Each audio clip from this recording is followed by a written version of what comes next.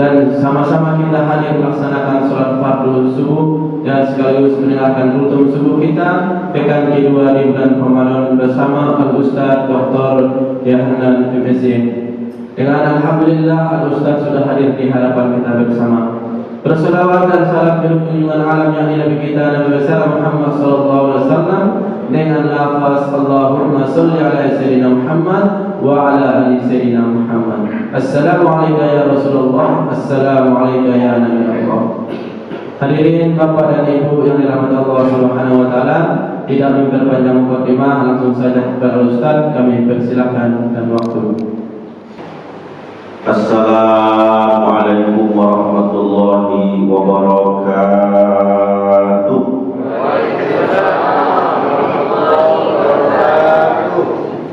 Bismillahirrahmanirrahim. Alhamdulillahirabbil alamin.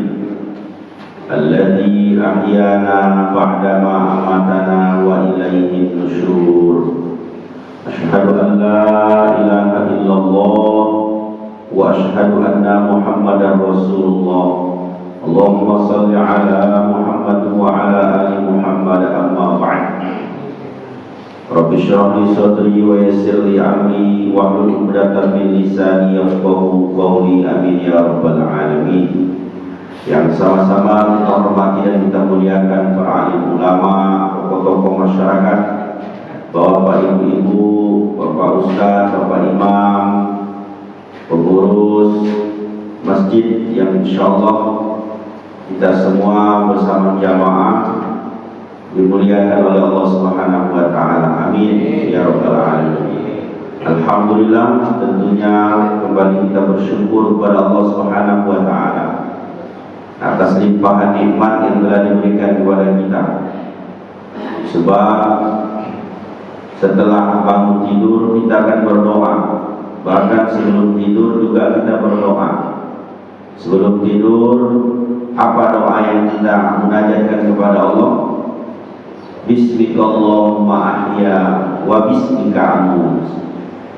Ya Allah, dengan menyebut namamu ahya aku hidup, wa bismika amut, dan dengan menyebut namamu aku mati. Karena tidur itu saudaranya mati. Kemudian setelah kita tidur lelap, alarm berbunyi, kita bukakan mata, ternyata kita masih hidup. Maka kita bacakan juga doa. Alhamdulillahilladzi ahyana ba'dama amatana wa ilaihin nusyur. Alhamdulillah, segala puji bagi Allah, ahyana yang telah menghidupkan kami, ba'dama amatana setelah kami mati, wa ilaihin nusyur, dan kepadanya kami nanti akan dikumpulkan. Jadi bapak ibu ini adalah nikmat dari Allah, maka mesti kita syukuri dengan ucapan alhamdulillahirabbil alamin. Berselawat dan menyampaikan salam kepada Nabi Muhammad sallallahu alaihi wasallam dengan melafazkan Allahumma shalli ala Muhammad wa ala ali Muhammad. Assalatu wassalamu alayka ya Rasulullah. Semoga kita mendapatkan limpahan syafaat dari Nabi Muhammad sallallahu alaihi wasallam. Amin ya rabbal alamin. Ini adalah pekan kedua. Rupanya setiap hari Senin Allah curahkan hujan. Saya kira tadi jamaah tambah banyak karena hujan, rupanya tambah sedikit. Alhamdulillah. Bapak ibu-ibu yang dirahmati Allah, kita melanjutkan kajian kita pada pekan kemarin, di mana kita sudah menyampaikan ada beberapa hal yang menjadi kekeliruan masyarakat kita dalam berzakat. Pertama, kemarin kekeliruan bahwa masih banyak orang berzakat secara langsung tidak melalui amin. Maka kita berharap di masjid kita ini sudah terbentuk amin yang di-SK-kan oleh Basnas Kota Pekanbaru, sehingga bapak ibu berzakatnya mesti melalui amin yang ada di PZ masjid kita ini. Kemudian yang kedua, kesalahan, kekeliruan masyarakat kita dalam berzakat karena awalnya sudah salah dia berzakat secara langsung, sehingga dia minta doa kepada fakir, orang miskin. Padahal doa itu merupakan kewajiban bagi seorang amin. Yang berhak mendoakan muzaki itu adalah amin. Ajarakallahu fima a'taita wa barakallahu fima ubaita wa ja'ala laka lahu tahura. Ya Allah, jadikanlah ganjaran pahala apa yang diberikan oleh muzaki. Berkahilah sisa hartanya, bersihkanlah hartanya, dan sucikanlah jiwanya. Itu adalah doa dari amin.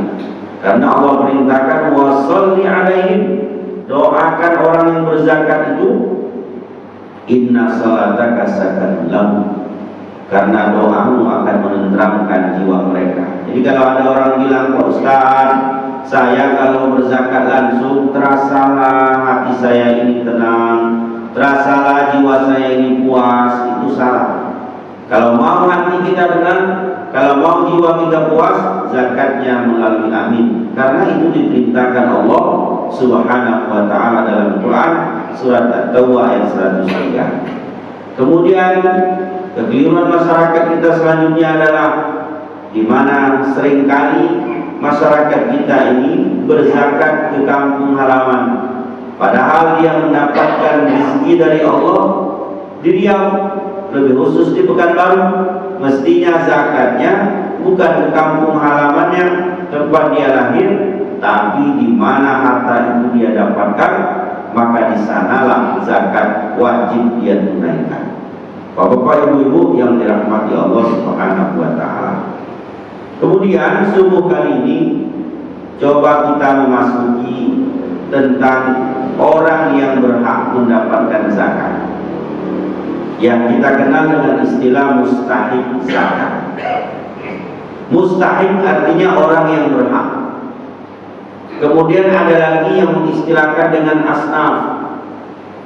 Asnaf itu bahasa Arab juga, berasal dari kalimat sinfun. Sinfun, sinfani, asnafun dalam bahasa Arab. Apa itu arti asnaf? Sinfun, kelompok. Kelompok. Maka dalam bahasa Arab bisa juga kelas itu al-faslu, tapi ada juga yang menggunakan as-sinfu. Maknanya juga kelas, karena kalau orang sudah dikelas-kelaskan maka dia berkelompok-kelompok. Sinfun itu kelompok, asnaf kelompok-kelompok. Kelompok-kelompok orang yang Allah tetapkan untuk menerima zakat. Maka silakan saja Bapak Ibu mau menggunakan istilah asnaf, mau menggunakan istilah mustahik, kedua istilah ini sama maknanya. Kenapa ini perlu kita bahas Bapak Ibu? Karena ada juga kekeliruan di tengah masyarakat kita menentukan asnaf ini, menentukan mustahik ini. Contoh, ada orang beranggapan, ini yang paling banyak, Pak Ustaz, dekat rumah saya itu ada janda, Pak Ustaz. Jandanya sudah agak tua lah sedikit, Pak Ustaz. Lalu kenapa Ibu? Dia terwajib menerima zakat.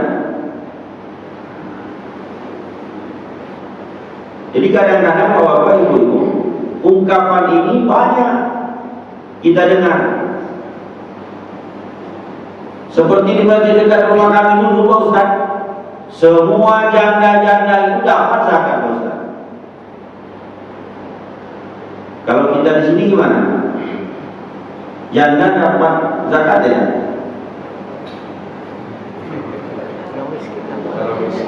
Oh, kalau miskin. Nah, kan Pak Imam sudah cerdas nih. Kedua, kadang-kadang kekeliruan dengan masyarakat kita, anak yatim itu wajib dia dapat zakat. Nah, ini kekeliruan yang selalu kita dengar. Maka mari kita luruskan. Yang disebut dengan mustahik zakat, yang disebut dengan asnaf zakat, dalilnya ada dalam Quran surat Taubah surat ke-9 ayat 60. Silakan Bapak Ibu lihat satu persatu. Bahkan kalau di Al-Quran terjemahan di bawahnya dijelaskan pula apa yang dimaksud dengan 8 asnaf itu. siapa saja yang masuk 8 asnaf itu. Quran surat At-Taubah surat ke-9 ayat 60. A'udzu billahi samii'il 'aliim minasy syaithaanir rajiim. Innamas shadaqatu lil fuqara'i wal masaakin wal 'amilina 'alaiha wal mu'allafati qulubuhum wa fir riqabi wal gharimina wa fi sabilillahi wa bis sabil fariidatan minallah. Di awal ayat ini Bapak-bapak, Ibu-ibu, Allah menggunakan kalimat innama.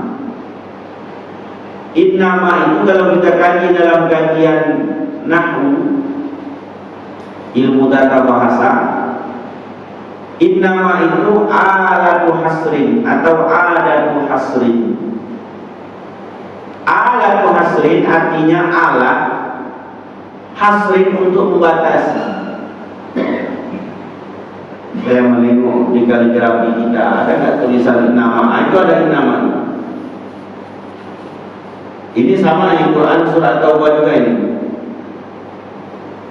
Innama ya'muru masajidallahi man amana billahi wal yawmil akhir wa aqamas salata wa ataz zakah wa lam yakhsha illallah wa asa ulaika an yakunu minal muhtadin.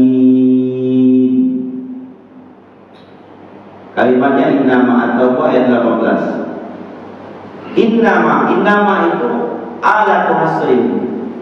Huruf tugasnya membatasi.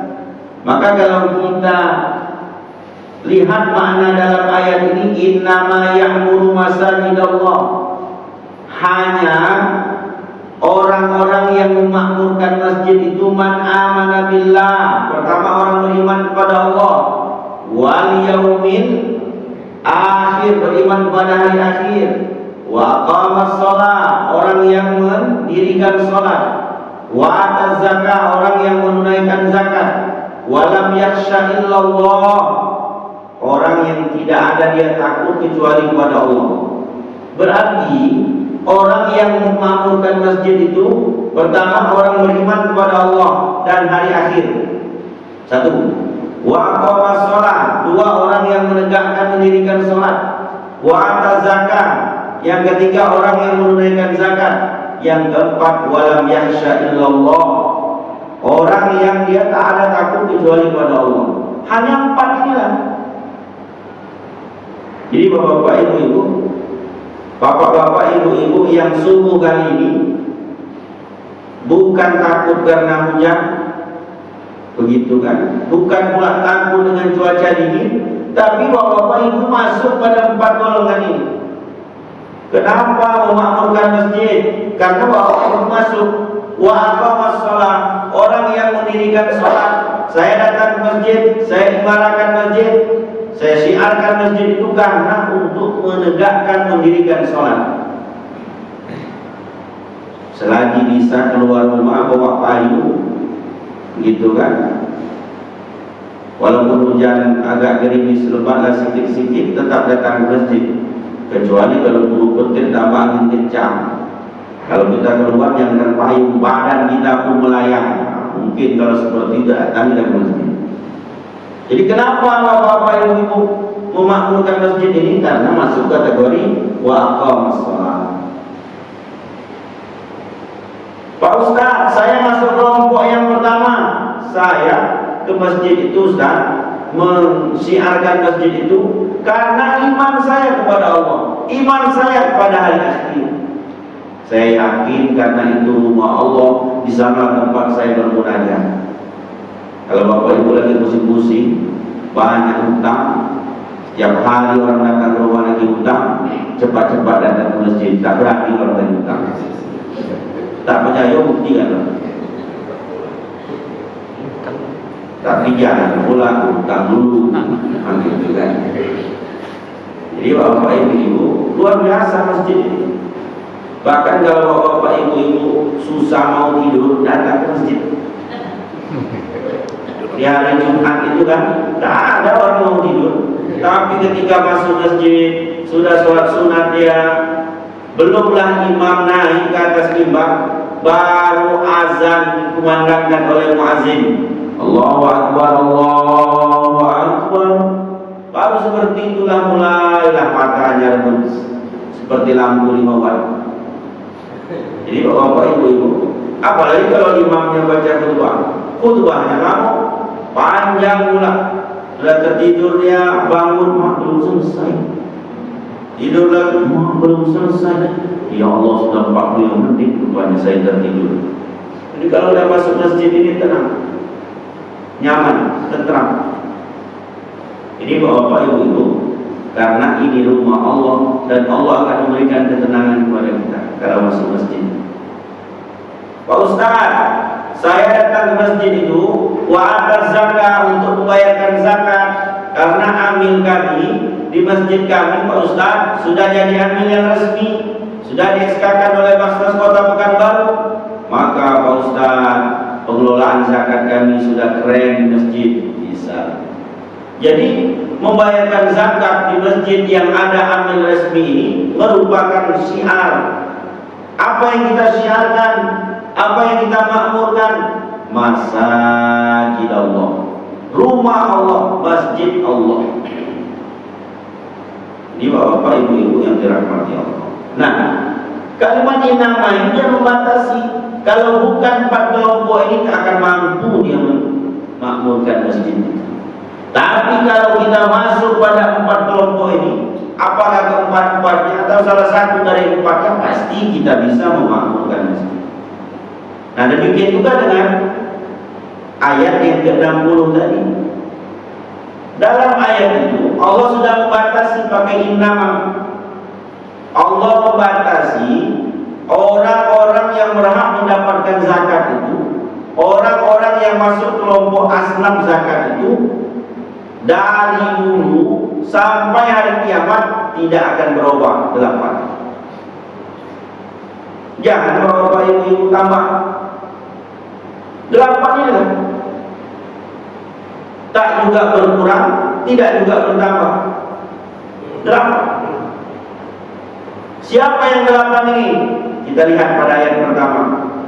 Innamas shadaqatu lil fuqara, orang-orang fakir, wal masakin, orang-orang miskin, wal amilina 'alaiha, amin.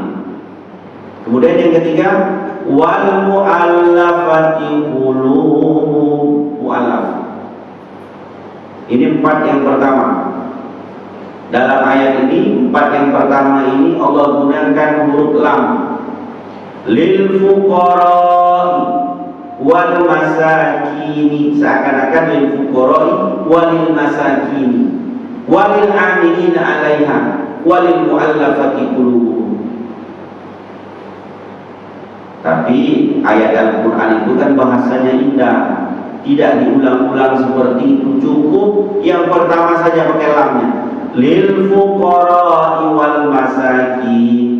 Jadi bapak-bapak, ibu-ibu, harokatnya pun lil fuqara'i wal masakini wal amilina 'alaiha, karena dia jamak. Jamaknya menggunakan salib ya dengan nun. Kemudian wal mu'allafati qulubuhum, mu'allafati karena awalnya ada huruf lam. Apa makna lam ini? Beberapa dalam kajian nahwu, para nuhat, ulama-ulama nahwu itu mengartikan lam ini macam-macam. Di antaranya lam itu maknanya lil milki. Lil milki itu kepemilikan. Sehingga kalau kita terjemahkan secara literal, orang yang memiliki harta zakat itu, yang menjadi prioritas itu 4 ini. Pertama orang-orang fakir, yang kedua orang-orang miskin, yang ketiga amil, yang keempat mu'allaf. Ini menjadi prioritas. Oleh karena itu Allah sebutkan dia di awal. Ini bapak-bapak, ibu-ibu, sesuatu yang disebutkan di awal itu akan menjadi prioritas. Sama, kalau kita berbicara tentang sesuatu, jika di awal sesuatu itu kita sebutkan berarti itu penting.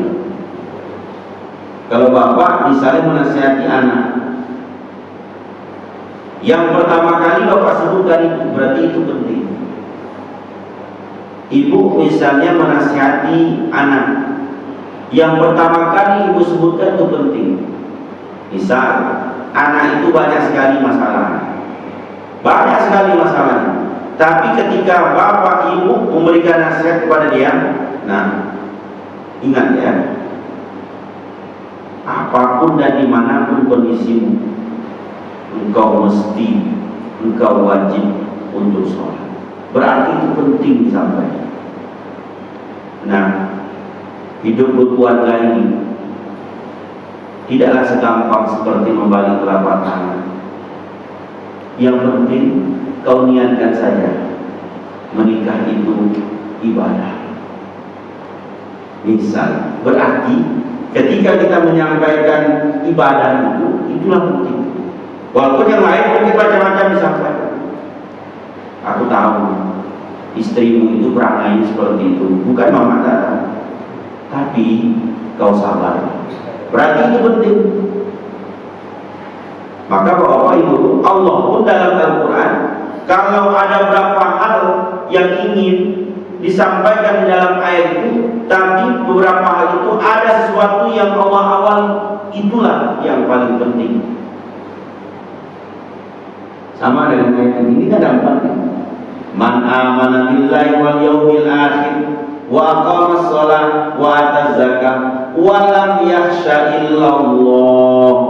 Itu ada apa? Di antara 4 kelompok itu Allah sebutkan man amana billah, orang yang beriman kepada Allah dan hari akhir. Berarti inilah dasarnya. Orang itu akan mendirikan sholat jika dia beriman kepada Allah dan hari akhir. Orang itu akan menunaikan zakat jika dia beriman kepada Allah dan hari akhir. Orang itu akan takut dia kepada Allah, tidak takut dia kepada yang lain, karena ada iman kepada Allah dan hari akhir. Nah, begitulah kalau dalam kajian tafsir ini. Jadi bapak-bapak, ibu-ibu yang dirahmati Allah Subhanahu wa taala. 4 kelompok yang pertama ini, bapak-bapak, ibu-ibu, fakir, miskin, mu'allaf, fakir, miskin, amil dan mu'allaf. 4 sisanya Allah tidak lagi menggunakan lam, tapi Allah menggunakan huruf fi. Wa fir riqabi wal gharimina wa fi sabilillahi wa ibnis sabil, itu pakai fi. Jadi seakan-akan wa fir riqabi wa fil gharimina wa fi sabilillahi wa fi ibnis sabil. Tapi begitu indah bahasa Al-Quran ini, tidaklah Allah ulang-ulang seperti itu. Cukup di awal, wa fir riqabi wal gharimina wa fi sabilillahi wa ibnis sabil. Ini menggunakan fi. Fi itu kalau bahasa kitanya kan di dalam, pada. Fi itu di dalam atau pada.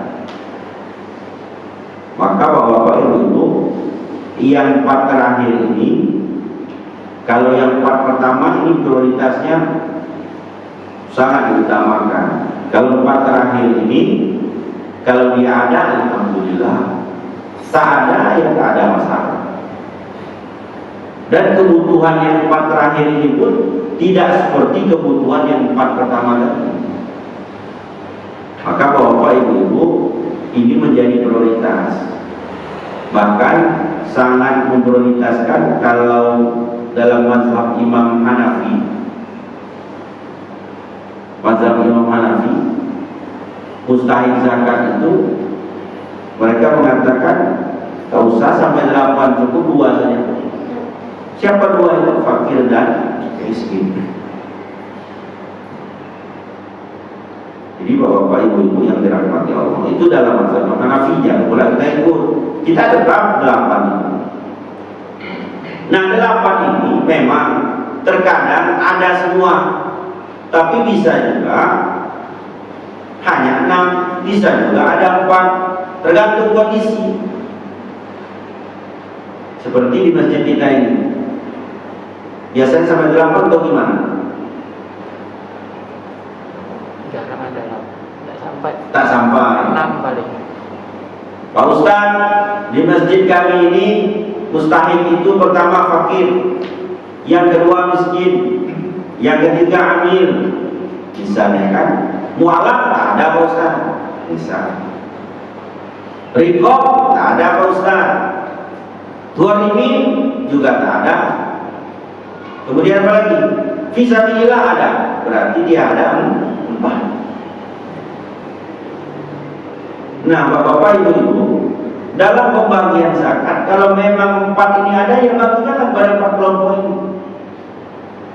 Jangan karena ada 4, Bapak-bapak, Ibu-ibu, lalu Bapak Ibu bagikan yang 4, yang 4-nya lagi tetap dapat bagian, tapi karena mereka tak ada, dikembalikan ke masjid. Itu salah. Tak boleh seperti itu. Misal, kita contohkan, uang terkumpul di masjid kita, zakat fitrah lagi. Zakat fitrah tahun ini Pak Ustaz, alhamdulillah, masjid kami terkumpul beras, misalnya ada 200 kilo, uang ada 30 juta.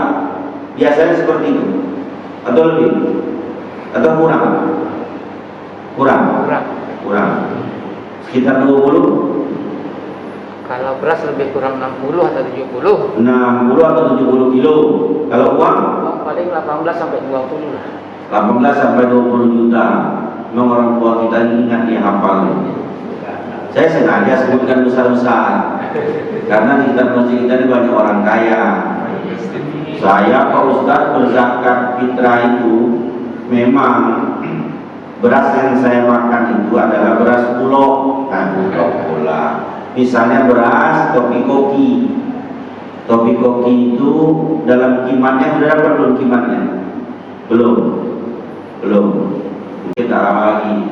Itu sudah ada kimat dikirim oleh Kementerian Agama. Misalnya 13.000 sekilo.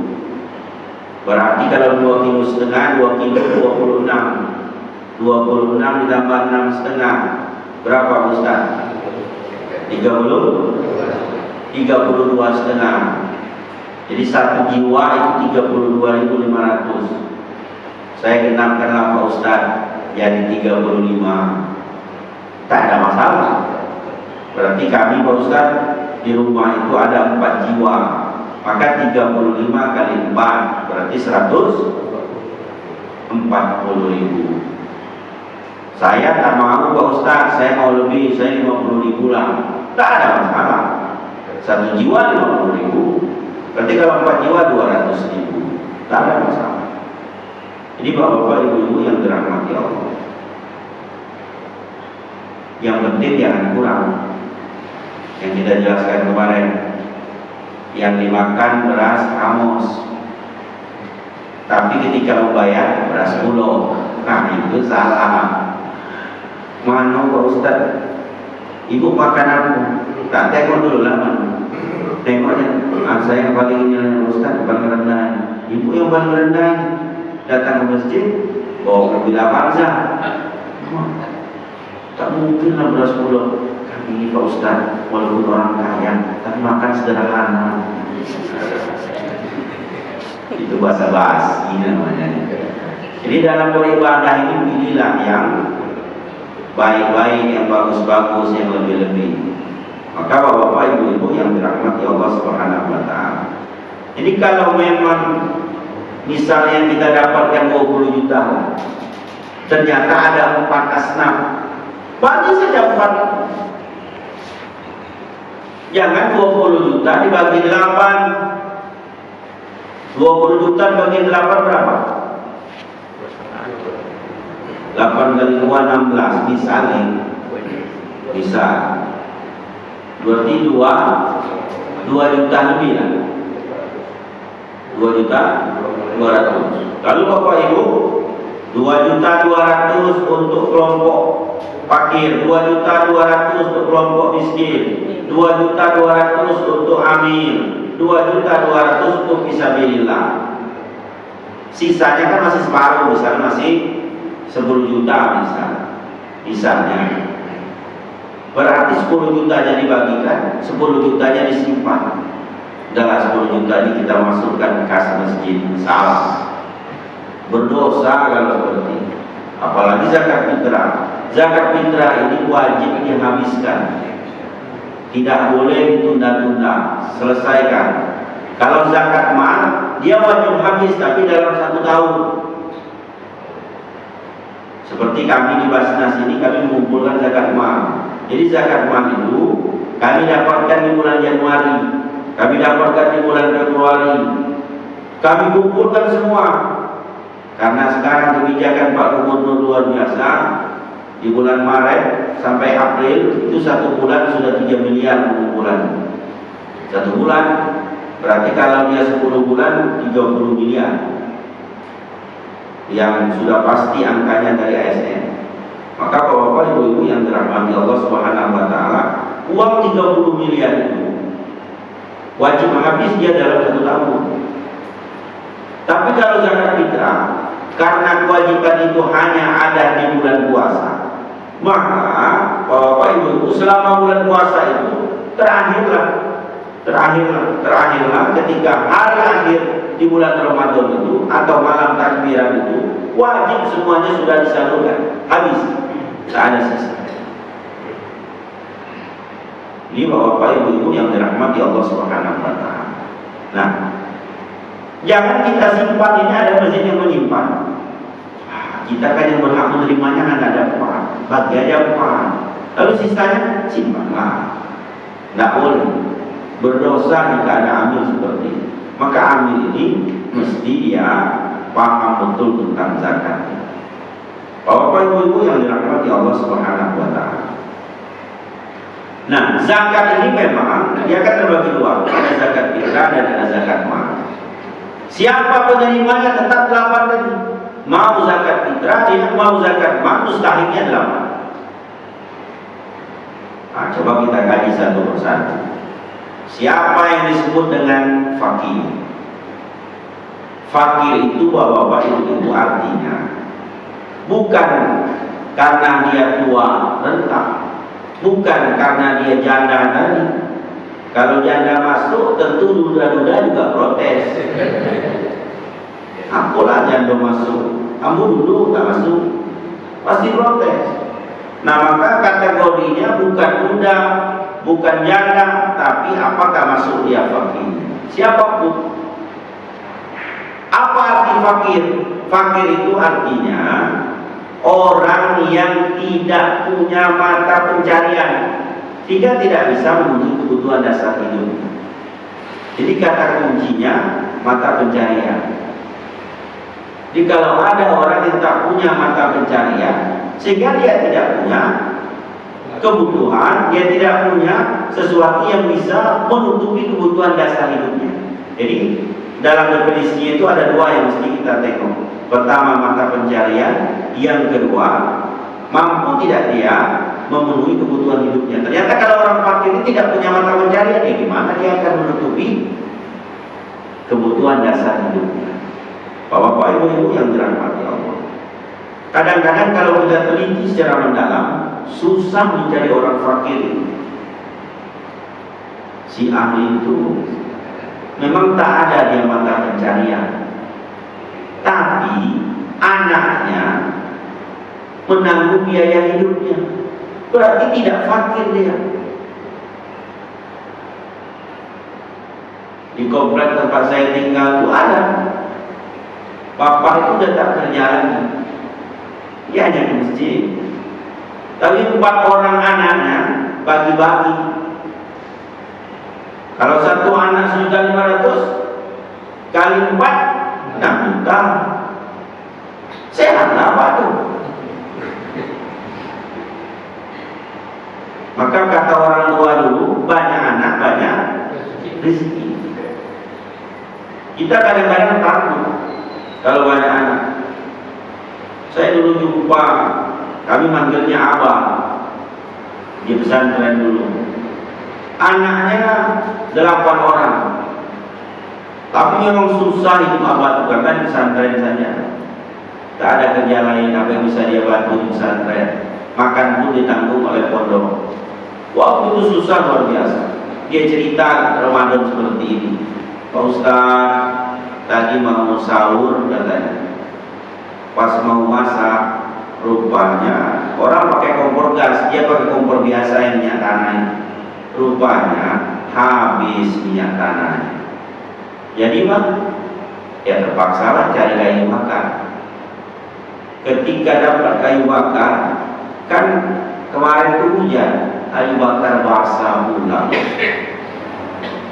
Mau menghidupkan kayu bakar itu harus pakai minyak tak ada. Jadi mengumpulkanlah plastik.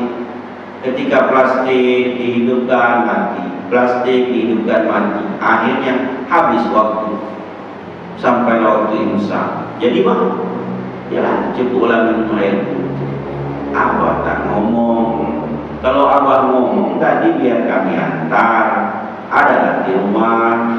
Kalau untuk sahur, udahlah Pak Ustaz, tidak apa-apa. Barang pun sudah lewat. Tak mungkin kalau saya sampaikan, Pak Ustaz kasih saya makan sahur pula jam 8 pagi, katanya kan. Susahnya luar biasa. Tahu persis kesusahan. Tapi sekarang 8 orang anak itu ada yang sudah menikah, ada yang sudah bekerja. Sekarang dia sehat di rumah. Sehat. Anak ini menanggung berasnya, yang ini menanggung lauk pauknya, yang ini memberikan sesuatu yang lain. Apalagi kalau mau lebaran ini, ada belikan baju, ada belikan ini, sehat luar biasa. Rupanya kata orang tua, banyak anak banyak rezeki. Inilah. Tapi kalau anaknya itu anak soleh dan solehah, itulah ini masalahnya kan. Kalau anaknya preman, jangan mau ngasih, punya kita habis. Tak pula mau ngasih kita, punya kita digerogotinya. Kalau bisa cepat-cepat kita disuruhnya mati gitu kan, biar dapat pula harta warisan yang cepat. Nauzubillah. Bapak-bapak ibu-ibu yang dirahmati Allah Subhanahu wa taala. Jadi konsep fakir itu memang dia tidak punya mata pencaharian. Lalu tidak ada sesuatu yang bisa memenuhi kebutuhan hidup. Kira-kira bapak-bapak renungkanlah, ada nggak orang seperti ini? Kalau ada berarti dia masuk kelompok fakir. Maka susah untuk mencari orang fakir. Susah sebenarnya. Kita ini kalau selagi mau berusaha tidak akan fakir.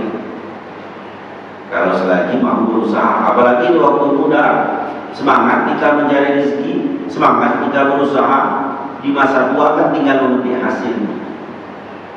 Jadi bapak-bapak ibu-ibu susah untuk mencari orang fakir. Ada, tapi tidak ada banyak. Maka bapak-bapak jangan tengok ada orang sudah tak ada kerja lagi, dan masukkanlah dia kelompok fakir. Tengok dulu, ada nggak mata pencarian? Tak ada. Ada nggak anaknya, keluarganya yang memberi nafkah kepada? Tak ada juga, berarti dia fakir. Tapi kalau ada yang menanggungnya, tidak masuk dia fakir. Yang kedua, miskin. Miskin ini orang yang ada mata pencarian, tapi tidak cukup memenuhi kebutuhan dasar hidup. Itu miskin. Kita lihat dulu, si A itu ada mata pencarian, walaupun serabutan.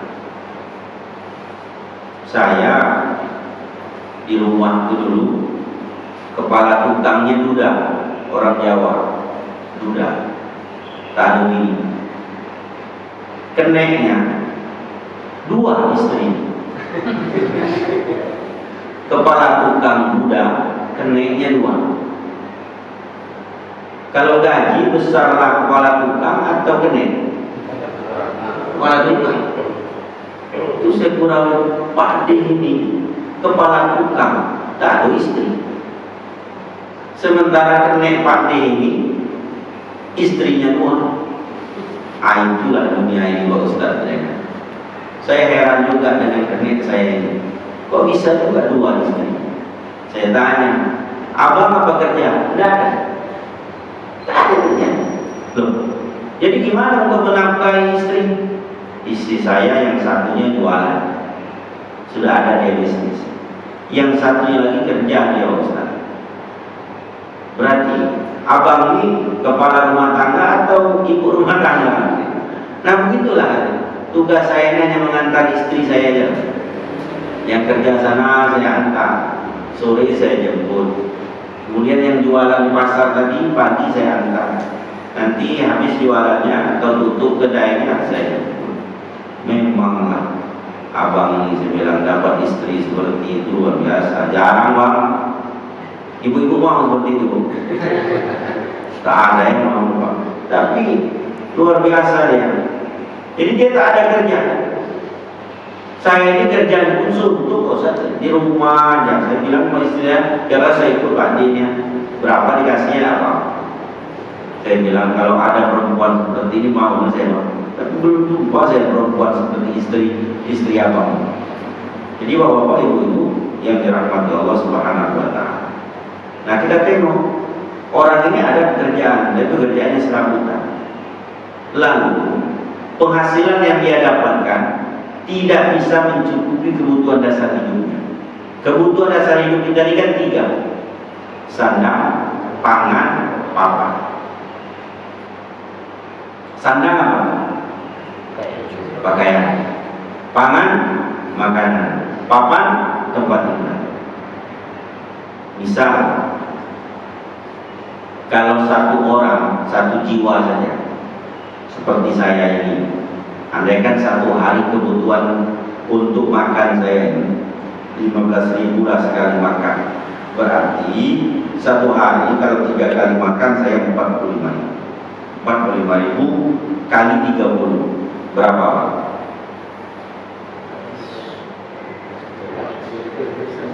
Sejuta 350. Sejuta 350. Itu kebutuhan pangan saya. Papan saya, misalnya saya kontrakan sekitar sini berapa? Berapa? Anggaplah 500. Berarti 135 ditambah 500, 185. Kemudian pakaian tak mungkin pula setiap hari saya beli, gitu kan? Anggaplah misalnya pakaian itu saya butuhlah 150, termasuk mungkin transportasi masuk di sana, berarti 2 juta. Kalau saya punya penghasilan 2 juta, sesungguhnya saya sudah tak miskin. Kenapa? Karena untuk diri saya sudah cukup.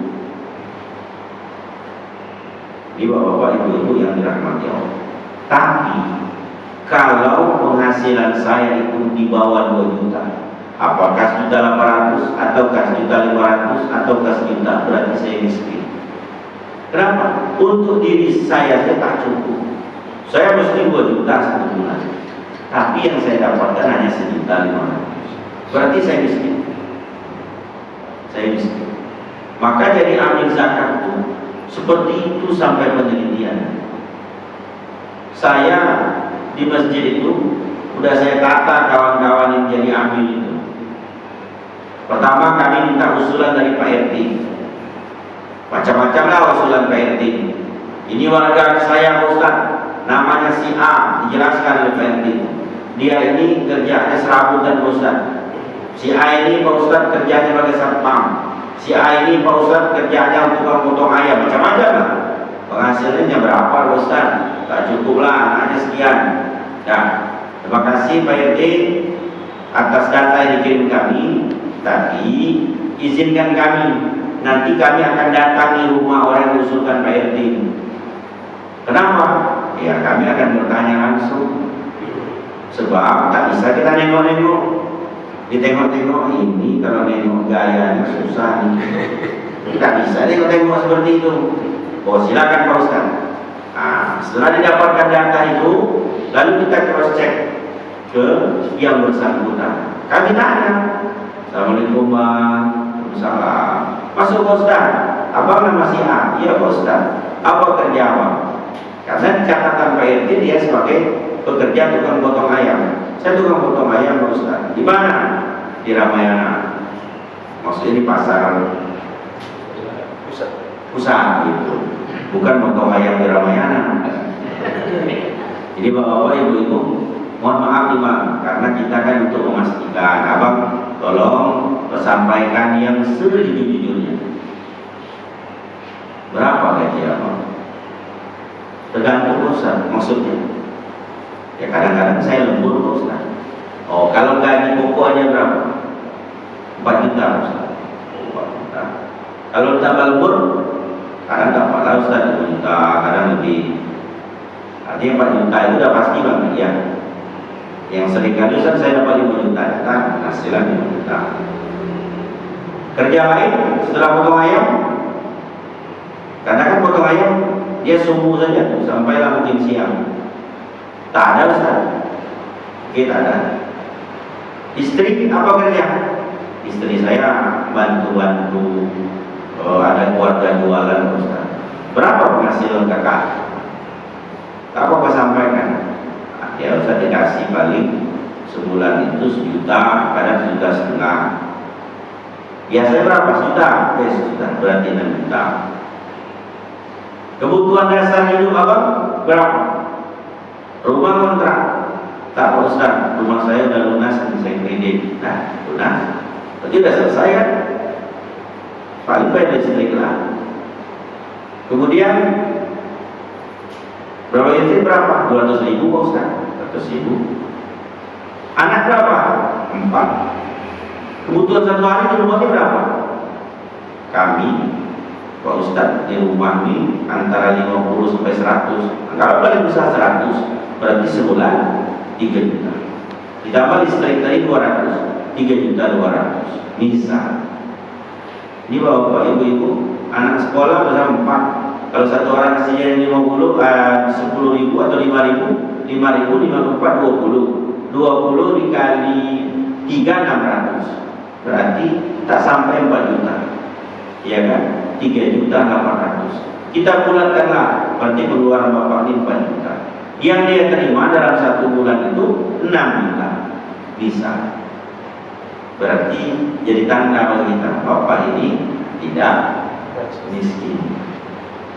Tidak miskin. Pengeluarannya 4 juta. Suaminya dapat 5 juta. Istrinya dapat 1 juta. 6 juta. Pak RT usulkan dia miskin karena pekerjaannya tukang potong rambut. Dan mana Pak RT ini bilang dia miskin? Kami cari-cari. Ternyata di rumah dia itu, saya tengoklah di luar sudah ada 4 burung berkicau. Mahal burung itu kan. Ada yang 300, ada yang 200. Bang, burung apa nih bang? Ini burung murai batu Pak Ustaz. Murai batu. Apa makannya bang? Oh Pak Ustaz, banyak. Kadang-kadang Pak Ustaz, satu hari saya kasih makan burung ini. Bayangkanlah Pak Ustaz, tak cukup 30.000 Pak Ustaz. Berarti lah ada pengeluarannya 30.000 itu kali 3 udah 900, ya kan? Untuk merawat burung ini berarti bapak ini susah, penghasilannya habis, bukan ngasih makan anak istrinya saja, sudah ngasih burung yang banyak. Maka sebenarnya tak miskin, mengasih makan burung kan bukan juga menjadi kebutuhan pokok dasar hidup kita ini karena hobi aja. Saya ini karena hobi Pak Ustaz. Ini burung ini burung ini, ini burung ini. Capek-capek saya dari pasar mendengar suara burung murai batu, mendengar suara burung ini, terasa terhibur lah saya. Berarti miskin dia sebenarnya tak miskin ya. Tapi karena ada suatu lain yang dia kerjakan, yang dia lakukan, sehingga penghasilannya berkurang. Jadi tak bisa dia dikatakan miskin. Si A ini satpam, kita tanya pula, berapa bang yang abang dapatkan? UMR Pak Ustaz, berarti 3 juta 100 sekian bang, ya. Tapi Ustaz saya yang lembur Ustaz. Nah, kalau lembur berapa? Kalau Ustaz 1 juta bang, jadi dapatlah 4 juta. Lalu istri ada pula kerja. Istri dia ikut ada orang buka loan beli Pak Ustaz. Berapa dikasih? 1.500. Anak abang berapa? 2. Kebutuhan abang berapa? Kami paling 60.000. 2 juta selesai itu 1 bulan. Tak bisa dikatakan miskin. Nah, maka sudah kita kumpulkan data, kita panggil lagi Pak RT PRW. Kan sudah jalan Pak RT PRW. Si A ini betul pekerjaannya ini. Lalu setelah kami tanya Pak RT PRW, penghasilan dia sekian, ada saksi. Ada kadang sesekali yang rekam, takut nanti dibilang Pak RT kita macam-macam, karena ini rekamannya. Begitu Pak Amir itu. Tak bisa kita dapat si A itu kalau ke masjid dia jalan kaki, berarti dia susah. Jangan-jangan di rumahnya ada 2 ortunya. Tak tahu kita, dia senang aja kan. Maka mesti kita datang. Si A itu menyewa rumah, belum tentu. Ternyata di sini dia menyewa. Rupanya di kampungnya mewah rumahnya. Tidak tahu kita. Dia menyewa di sini karena punya usaha saja. Di kampung kebunnya luas, kita kan tak tahu. Maka seorang amin harus memastikan apakah dia fakir atau dia miskin. Bapak ibu-ibu yang dirahmati Allah Subhanahu wa Ta'ala. Ini baru 2 kita kan. Ada yang mau tanyakan? Kira-kira ya, silakan.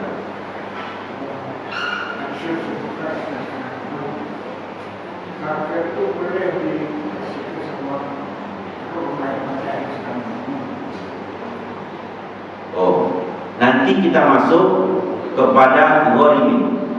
Insya Allah pekan depan kita selesaikan. Jadi nanti akan terjawab ketika ghorimin. Jadi subuh depan insya Allah kita sehat walafiat, hadir di majelis ini kita selesaikan. Subuh ini kita selesaikan 4 jam. Jadi sudah fakir, sudah miskin. Yang Bapak sampaikan tadi itu mungkin masuk 2 ribu nanti. Satu lagi, Ya. Kita akan berbuat ini. Ya, ada seorang fakir miskin, lalu kita terus. Apakah jawab kita nanti sama ambil atau boleh kasih? Ya. Nah inilah yang kita sampaikan kemarin Pak. Zakatnya Bapak mesti melalui amin.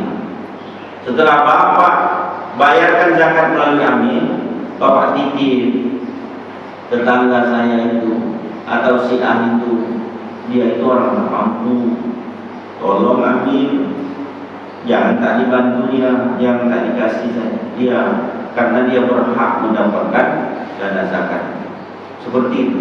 Nanti amin.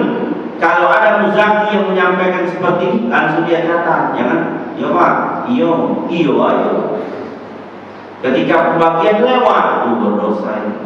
Itu namanya Bapak disebut dengan muzaki mukoyah. Muzaki mukoyah itu artinya terikat, artinya dia punya orang yang diusulkan. Maka kasih, catat. Jangan tak dikasih. Biar muzaki itu percaya, oh ternyata betul-betul amin ini dalam pengelolaan zakat dia amanah. Si A itu saya usulkan, lalu dia datangi, dia tanya, ternyata memang dia berhak untuk menerimanya, maka alhamdulillah dia sudah dikasih. Seperti itu. Jadi jangan Bapak serahkan langsung. Jangan ini tak mampu langsunglah saya kasih. Jadi Bapak Ibu mesti kita mengalami. Nah, Bapak Ibu, pada intinya sebelum nanti kita jawab di pertemuan sebelumnya, zakat untuk masjid itu tak boleh. Baik itu zakat fitrah maupun zakat mal. Sebab Bapak Ibu, zakat itu kepada orang. Tadi kan orang-orang fakir, orang-orang miskin. Amil itu orang. Mu'alaf itu orang.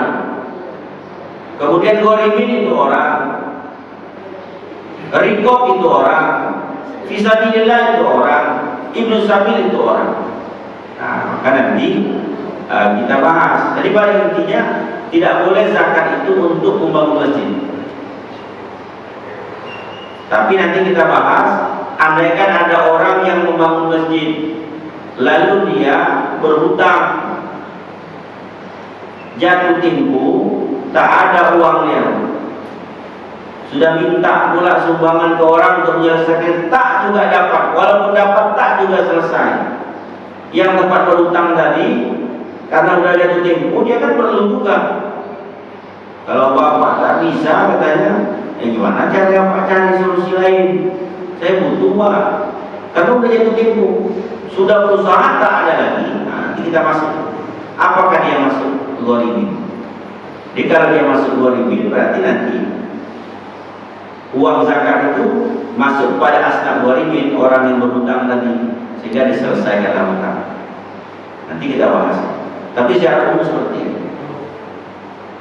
Kalau yang kita gunakan untuk bangun masjid, artinya sengaja kita gunakan untuk bangun masjid, itu tak boleh. Kalau tadi kan karena ghoriminnya, karena berhutang. Nanti kita bahas. Jadi bapak-bapak ibu-ibu sudah dua. Amil yang ketiga ini sudah kita bahas kemarin. Amil itu siapa? Orang yang di-SK-kan pemerintah atau di-SK-kan oleh lembaga yang resmi. Maka kita berharap amil kita di sini nanti mendapatkan SK dari Basnas Kota Pekanbaru. Maka dia menjadi amil yang resmi, bukan amil abal-abal. Nah, ada amil abal-abal. Ujung-ujungnya bukan amil tapi ngamil. Itu bahaya kan? Kalau ngamil itu bahaya. Bapak berzakat kepada siapa? Saya zakat kepada amil. Habis uang zakat tak dibaginya orang fakir. Ini punya saya. Bapak itu berzakat ke saya, ke amil. Ya amil itu kan tugasnya mengumpulkan zakat lalu membagikan, bukan untuk dia. Kemudian yang terakhir pada waktu kita ada mu'alaf namanya. Mu'alaf itu orang yang sedang dijinakkan hatinya, dikuatkan imannya karena baru masuk Islam. Nah, itu mu'alaf. Maka bapak ibu nanti hati-hati. Banyak datang ke masjid kita ini, apalagi masjid kita pinggir jalan. Dia bawa surat, lalu dia mu'alaf, hati-hati. Banyak mu'alaf palsu. MP, M itu mu'alaf, P itu palsu. Ngaku-ngaku mu'alaf. Agar bapak-bapak ibu-ibu tidak tertipu dengan seperti ini, sampaikan saja dana zakat ini terkumpul dari warga di sekitar masjid kita ini. Lalu kalau bapak ibu mau bantu mu'alaf mana? Mu'alaf yang ada sekitar masjid aja. Kalau tak ada ya tak ada. Agar kita tidak tertipu. Ini ditanya di mana alamat kamu? Tengok KTP Medan, mohon maaf nih. Takut pula ada orang Sumatera Utara tersinggung pula dia kan. Dan Medan minta zakat ke sini. Sampaikan saja, kami akan membagikan zakat ini kepada masyarakat kami. Kalau tuan dari Medan, dia minta jelas zakat di Medan sana sebagai mu'alaf. Kecuali kalau dia masuk Islam di masjid kita, dia tinggal di sana, tahu kita kan? Nah itu kita kasih. Yang tak tahu tak usah. Tidak berdosa kami maksud tidak. Karena zakat itu intinya betul tadi, seperti yang kemarin saya sampaikan. Di mana kita mendapatkan penghasilan, di sana zakat kita tunaikan, di sana pula zakat itu akan dibagikan. Jadi bapak-bapak, ibu-ibu, bagikan aja sekitar sini. Kami tak ada mu'alaf coret. Atau kalau pun dia maksa, siapa yang bisa menjamin warga? Kami ini menjamin kalau bapak ini mu'alaf. Tapi Pak RT hati-hati pula, nanti ditekan sama mu'alaf ini. Tolong Pak RT kasihkan saya ini, nanti saya bagi buah Pak RT mau Pak RT makan. Tidak seperti itu. Nah, ini sudah 4 asnaf kita jelaskan, insyaallah kita lanjutkan pada depan.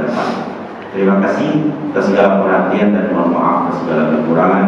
Subhanallahumma wa bihamdika asyhadu an la ilaha illa anta astaghfiruka wa atubu ilaik. Wassalamualaikum warahmatullahi wabarakatuh. Waalaikumsalam.